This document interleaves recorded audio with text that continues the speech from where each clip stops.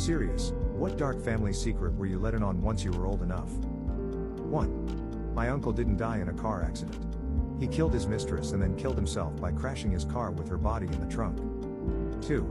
My parents had 2 kids before I was born. My mother drowned them in a bathtub during a psychotic episode.